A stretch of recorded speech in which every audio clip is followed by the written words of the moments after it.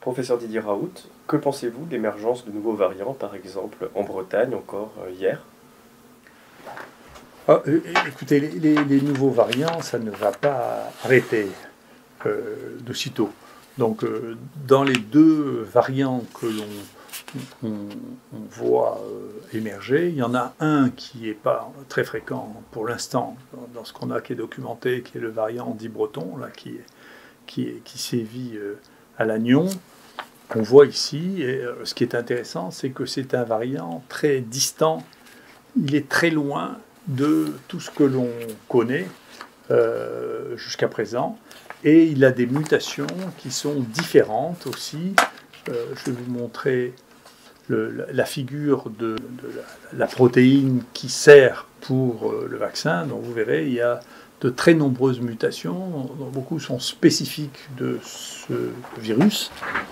Et donc, pour l'instant, en tout cas moi, je ne sais pas très bien si ce virus est résistant ou pas aux anticorps monoclonaux et au vaccin. C'est quelque chose qui doit être étudié. Nous, on aimerait bien que les gens qui ont les souches les partagent avec nous. Nous, tout ce qu'on nous demande, dans le cas de cette maladie, on le donne, on échange les séquences, on échange les souches. L'inverse n'est pas vrai. On n'arrive toujours pas à avoir la séquence du vison français qui est séquencée depuis plus de 3 mois, qui est cachée, je ne sais pas pourquoi elle est cachée. Quand on demande des souches, même au départ, on demandait une souche au Centre national de référence de Lyon qui ne nous l'a jamais envoyée. Donc, dans ce pays, je sais qu'il y a des gens qui disent qu'on ne partage pas grand-chose, mais nous, tout est public. Et même à chaque fois qu'on envoie une publication, elle est sur notre site, tout le monde peut la consulter, toutes nos données sont consultables, parce que c'est comme ça qu'on doit agir quand on est dans une situation d'épidémie. Rien ne nous empêchera de publier les choses. D'ailleurs, le deuxième variant d'intérêt, qui est le variant Marseille 501, heureusement, on avait déposé sur notre site la publication qu'on a envoyée, mais je viens d'apprendre que Pavlovski, qui est un grand virologue, et j'en suis très content, ça fait plusieurs mois que je disais qu'il devrait être dans un conseil scientifique bien fait, parce que c'est quelqu'un qui sait faire. Du coup, il a envoyé un papier, il va probablement nous couper. C'est la vie, c'est comme ça, donc très bien. Et il a trouvé le même variant que nous on a appelé Marseille 501, je ne sais pas comment il l'a appelé, peut-être Créteil 501, je ne sais pas comment. Mais en tout cas, ce variant, il y en a maintenant une centaine ici. C'est un variant qui est fréquent, et donc on ne sait pas jusqu'où il va s'étendre. Mais en tout cas,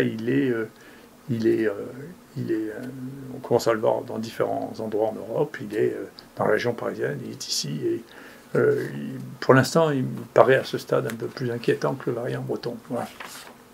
Mais bien entendu, il va continuer à émerger des variants. C'est la nature de ce virus. Ce qui est étonnant, c'est qu'on ne sait pas quels sont les endroits dans lesquels il accumule ces mutations avant d'apparaître. Donc, ce qui laisse encore penser qu'il est possible qu'il y ait des réservoirs animaux dans lesquels ils puissent continuer à se développer en cachette et apparaissent brutalement chez les humains après avoir accumulé un certain nombre de mutations. Ça reste mystérieux. Voilà. Donc, c'est un élément qui fait partie du fait que ce virus, le seul modèle analogique que je connaisse, c'est celui des rhinovirus, qui sont comme ça aussi, qui mutent beaucoup et qu'on a toute l'année avec des variations épidémiques qui sont voyez, les mêmes que l'on voit ici en suivant les choses à Marseille. Vous voyez, donc ça, c'est ceux qui ne sont pas typés. Ça, c'est le Marseille 4 qui est né en France, probablement dans le sud de la France, et qui est en train de disparaître, remplacé par ce qu'on a appelé le variant anglais. Et ici, avec les variants sud-africains et brésiliens, et puis ici, ce nouveau Marseille 501 là, qui est en train de se développer. Donc voilà la situation sur les variants. Concernant la vaccination, que faut-il penser de la mise en suspension de la vaccination par le vaccin AstraZeneca qui a eu lieu hier? Je crois qu'il faut être extrêmement prudent avec ces vaccins parce que la période d'analyse des vaccins que l'on a l'habitude de faire depuis des décennies, qui est de les tester, de regarder les effets secondaires, d'évaluer l'efficacité, n'a pas été faite dans l'urgence. Moi, je ne veux pas porter de jugement de ça. Les gens trouvé qu'il était urgent d'avoir un vaccin, même si son évaluation était incomplète. Les gens qui ont fait ça ont pris les précautions pour que ce soit les États qui aient la responsabilité des inconvénients et pas eux-mêmes. Donc c'est pas eux qui ont des problèmes s'il y a des problèmes, parce que les États ont exigé d'avoir des vaccins rapides. Et donc ça veut dire qu'il y a des étapes qui ont été très courtes d'évaluation. Bien sûr, il y a des choses que l'on peut découvrir si on a des essais très courts. La mortalité, le risque de mortalité sur 1000 personnes a été évalué. Il est très très faible, il n'était pas visible. Après, quand on a vacciné 100 000, 200, 1000 personnes, 1 million de personnes, on voit des choses que l'on n'avait pas vues avant. Et ensuite de ça, dans les choses qu'on voit quand on observe les gens, tout ce que l'on observe n'est pas nécessairement lié au vaccin. Mais il est prudent, quand on a beaucoup de réactions, ce qui semble être le plus le cas avec le vaccin AstraZeneca qu'avec les autres, de s'arrêter un moment pour réfléchir. C'est logique, c'est pas scandaleux. Quand il y a plusieurs pays qui disent écoutez, nous on arrête, d'abord ça pose un problème parce qu'il semble que ça ne protège pas contre le vaccin, contre le mutant qu'on voit se développer, les mutants africains et brésiliens, ça ne marche pas. Ils n'étaient pas non plus protégés par l'infection naturelle. Au Brésil, il y a une zone autour de Manaus où 75% des gens ont été infectés et ça ne les a pas empêchés, quelques mois plus tard, d'être infectés par le variant brésilien. Donc c'est une question complexe sur laquelle il y a des décisions politiques à avoir pour maintenir la confiance dans le vaccin. Si on fait une pause, ça me paraît plutôt raisonnable que de dire écoutez, non, il n'y a rien à voir, on va circuler parce que les gens ne croiront pas et ça créera une défiance de plus et une baisse de crédibilité en plus. Donc je pense que c'est une décision raisonnable pour l'instant. Il faut regarder. Il faut voir une véritable analyse des données pour voir si statistiquement il y a plus de gens qui ont eu un accident après avoir un vaccin que de gens qui ont eu un accident et qui n'ont pas eu le vaccin. C'est comme ça qu'on détermine s'il y a cette coïncidence au sens étymologique. On peut regarder ensuite s'il y a une causalité, une cause entre le vaccin et les choses. Mais il faut le temps d'analyser ces coïncidences. Par exemple, vous voyez, moi j'avais été frappé quand on a commencé à mettre de l'hydroxychloroquine, parce que les gens ont inventé que ça allait donner des troubles du rythme, etc. Il y a eu plein de rapports au centre de pharmacovigilance de gens qui avaient des troubles du rythme. Mais là aussi, on rapporte qu'il y a des troubles du rythme. Ça ne veut pas dire que les troubles du rythme soient du vaccin. C'est-à-dire que si vous observez les gens, il y a plein de gens qui font des troubles du rythme que vous n'auriez pas vus si vous ne les aviez pas observés. Et donc, à partir du moment où vous pensez qu'il y a un lien, ça n'arrête plus. C'est la même histoire que la sclérose en plaques avec l'hépatite B. Si vous pensez qu'il y a un lien et qu'il y a 30 millions de personnes vaccinées pour l'hépatite B, comme il y a beaucoup de sclérose en plaques qui commencent ou qui font une poussée, vous finissez par penser, à chaque fois que vous en avez une, que c'est lié. Donc tout ça, ça nécessite une analyse à froid, calme, pour regarder s'il y a des liens statistiques entre certaines manifestations, d'une part, et d'autre part, l'injection du vaccin. En attendant, c'est bien de mettre une parenthèse pour se donner le temps de faire ces statistiques. Tout ça me paraît raisonnable, d'autant qu'encore une fois, on n'a pas eu le temps d'avoir toutes les analyses et que, par ailleurs, les analyses dont nous avons disposé sont celles de l'industrie pharmaceutique. Et je vous raconterai, comme celles de l'industrie pharmaceutique, elles sont toujours biaisées. Il faut bien, dans la réalité, et non pas la réalité seulement analysée par l'industrie pharmaceutique, qu'on voit qu'elle est plus bonne. Est-ce que vous avez des exemples, des travaux qui ont été faits pour mesurer ces biais liés à l'analyse par l'industrie pharmaceutique? Oui, il y a deux. Moi, je conseille à ceux qui se découvrent scientifiques, là, du jour au lendemain, ou qui pensent être des scientifiques parce qu'ils répètent toujours la même chose sans approfondir la chose. Il y a, depuis quelques années, un site en Angleterre qui s'appelle Cochrane Library, qui analysent toutes les études qui sont faites sur un sujet donné. Mais ils font des analyses qui durent des mois, voire des années, pour être sûr d'avoir une analyse complète, totale, de la littérature sur un domaine donné.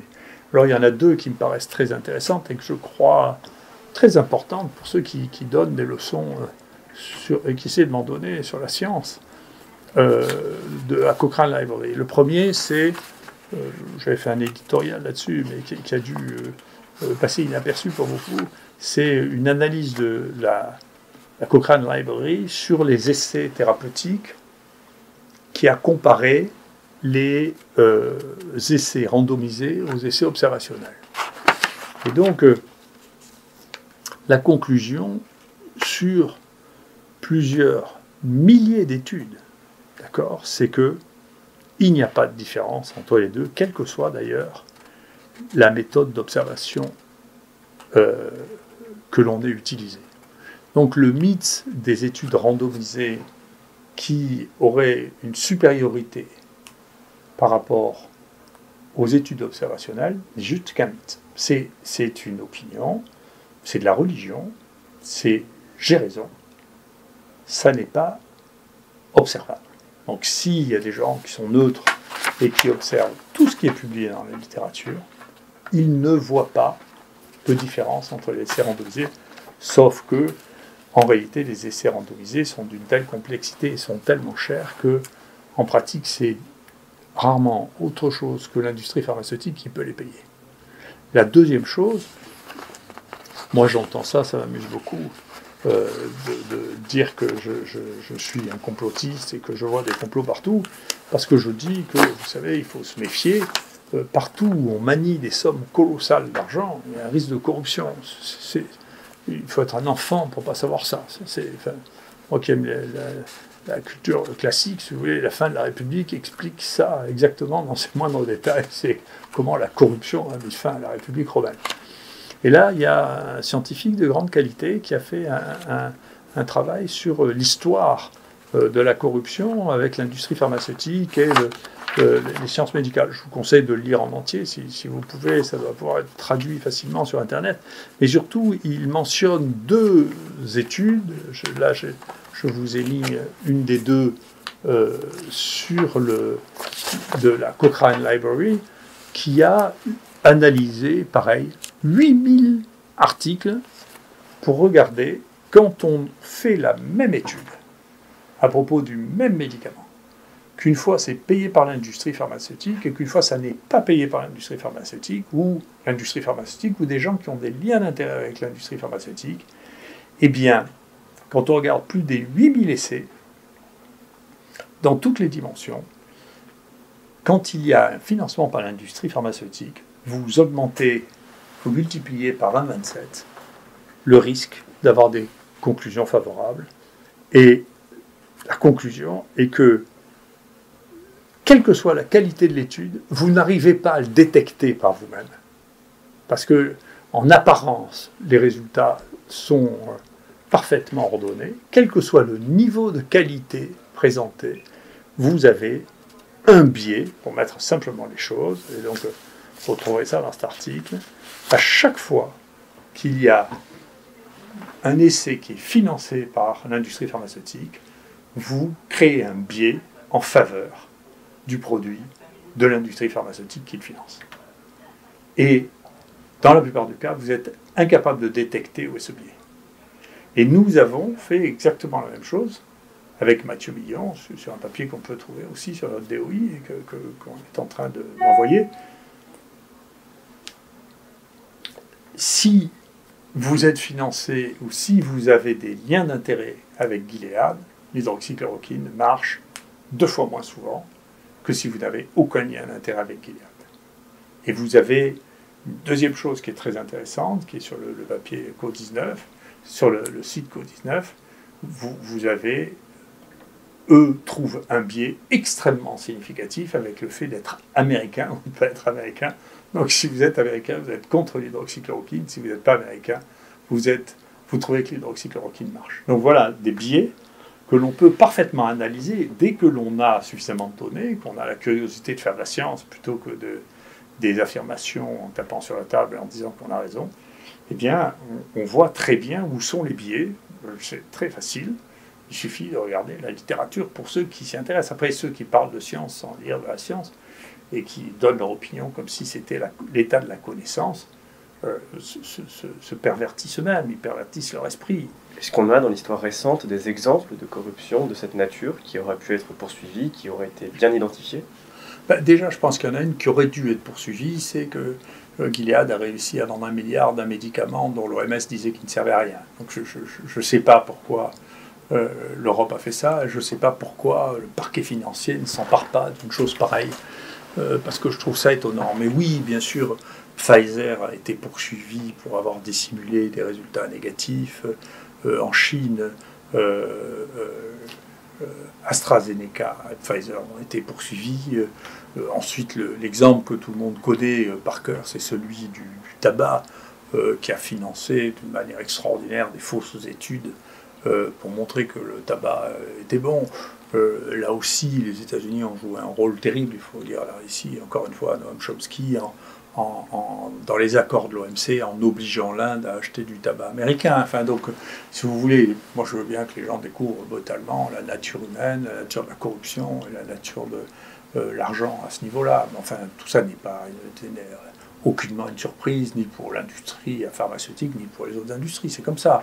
Donc, le problème, c'est d'ailleurs pas tellement leur problème à eux. Le problème, c'est comment les États prennent des mesures pour avoir un minimum de contrôle de ce mécanisme-là, y compris dans les industries pharmaceutiques. Vous verrez, si vous lisez ce livre sur l'épistémique corruption, les gens de l'industrie pharmaceutique ont l'habitude de devenir familiers, voire amis, avec les leaders d'opinion. Donc c'est beaucoup ce qui s'est passé. Quand on voit, finalement, si vous avez été invité 4 fois dans un congrès, vous avez mangé 5 fois avec des gens qui vendent des médicaments, même si on ne vous donne pas de l'argent directement, vous avez créé des relations qui sont des relations anormales, et donc vous avez perdu votre lucidité dans ces réactions anormales. Donc il faut y faire très attention, ça existe, ça existera toujours, ça fera partie de la nature des relations humaines, et donc il faut créer les moyens pour que ça ne dépasse pas, ça ne fasse pas prendre un risque pour la société ou pour sa santé, parce que ça empêche le développement de stratégies qui soient des stratégies utiles. Et ceci nous amène à dire, écoutez, voilà la situation dans laquelle nous sommes. Ce qui est vraiment urgent maintenant, de mon point de vue, c'est, il y a plein de médicaments dont on voit in vitro, c'est-à-dire au laboratoire, qu'ils marchent. Plein de médicaments. Certains totalement inattendus, des médicaments psychiatriques, avec des confirmations cliniques. Il y a une très belle étude française qui montre que les gens qui prennent des antidépresseurs, pour d'autres raisons, font moins de formes graves du Covid que les autres. Il y a des essais sur l'ivermectine qui ont été publiés dans le monde. Il y a une quantité de molécules qui ont une efficacité in vitro, parfois associées à des études statistiques observationnelles qui le montrent. Il est temps d'arrêter de croire au Père Noël et à la molécule magique qui va sortir. Il y a une quantité de molécules à tester. Et donc, on ne peut pas laisser simplement le jeu du marché, trouver de nouvelles molécules.